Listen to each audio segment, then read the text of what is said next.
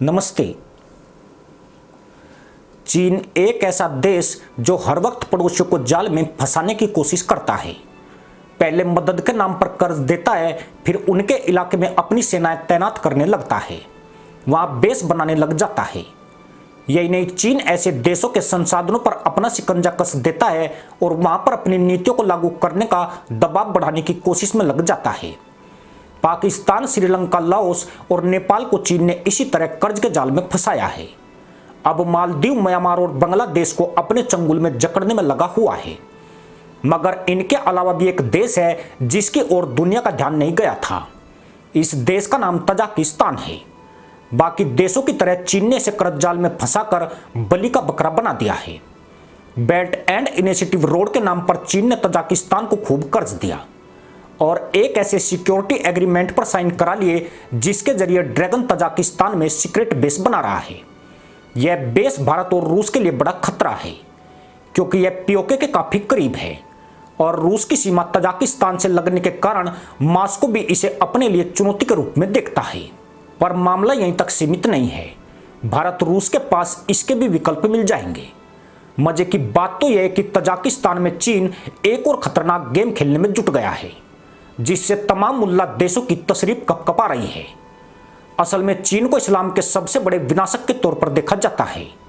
चीन दुनिया का पहला राष्ट्र है जिसने अपने देश में इस्लाम के अनुयायियों पर नकेल कसते हुए चरमपंथी, मुल्लागर्दी और कट्टरपंथी सोच का जड़ से सफाया कर दिया।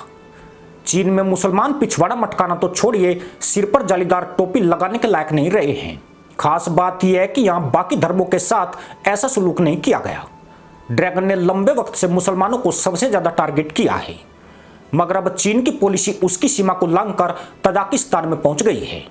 ड्रैगन ने जो खेल अपनी जमीन पर शुरू किया था उसे तजाकिस्तान में भी शुरू कर दिया गया है।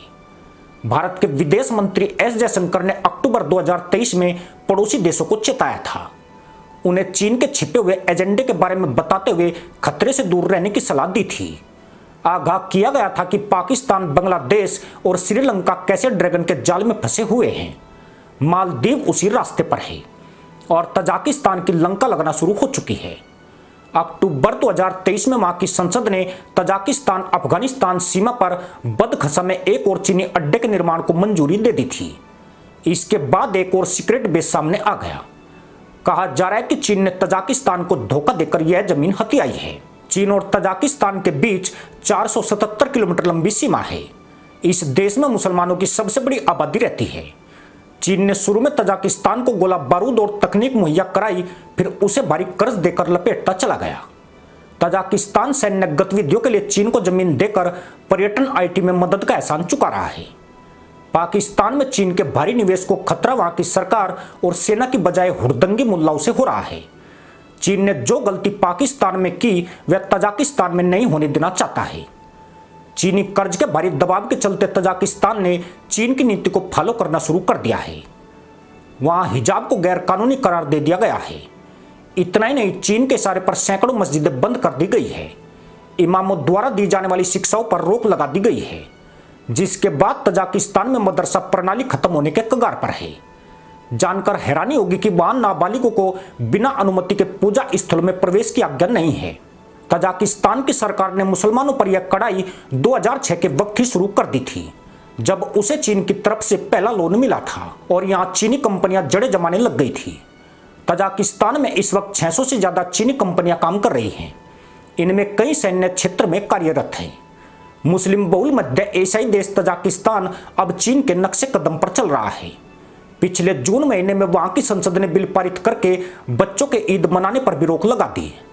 खास बात यह कि तजाकिस्तान में 72 औरों का झांसा देने वाले और जन्नत के सगुफे छोड़ने वालों से भी कड़ाई से निपटा जाएगा। दरअसल ताजिक राष्ट्रपति इमामोली रहमान पूरी तरह चीन के दबाव में हैं। तजाकिस्तान में चीन अपने निवेश का हश्र पाकिस्तान की तरह नहीं देखना चाहता है। कट्टर इस्लामिक देश पाकिस्तान में चीन का निवेश खतरे का सामना कर रहा है। वहां की फटेरू और रूढ़िवादी मदरसा पैदाइश चीनी परियोजनाओं में अवरोधक बन गई है, जिसकी वजह से चीन का अरबों डॉलर पाकिस्तान में फंस गया है। चीन ने तजाकिस्तान को साफ कर दिया है कि चीनी निवेश की सुरक्षा के लिए धार्मिक कट्टरवाद पर लगाम लगाने की जिम्मेदारी उनकी है। यूं भी मुसलमान मजहब के मामले में संवेदनशील कौम है और यह जहां भी रहते हैं उत्पात करने से बाज नहीं आते हैं। कहा जाता है कि तजाकिस्तान में 85% मुसलमानों पर लगाम लगाने के निर्णय चीन के इशारे पर हुए हैं। हालांकि इमामोली रहमान की सरकार इसे ताजिक संस्कृति को बढ़ावा देने की कोशिश बताती है, पर हकीकत यही है कि इमामोली को यह ख्याल चीन के तजाकिस्तान में प्रवेश के बाद ही आया है। इससे पहले यहां मुसलमानों को पूरी धार्मिक स्वतंत्रता हासिल थी, पर दुनिया की शांति के लिए रहमान जिनपिंग का यह प्रयास अच्छा है। इसी के साथ अनुमति दोस्तों, जय हिंद, वंदे मातरम।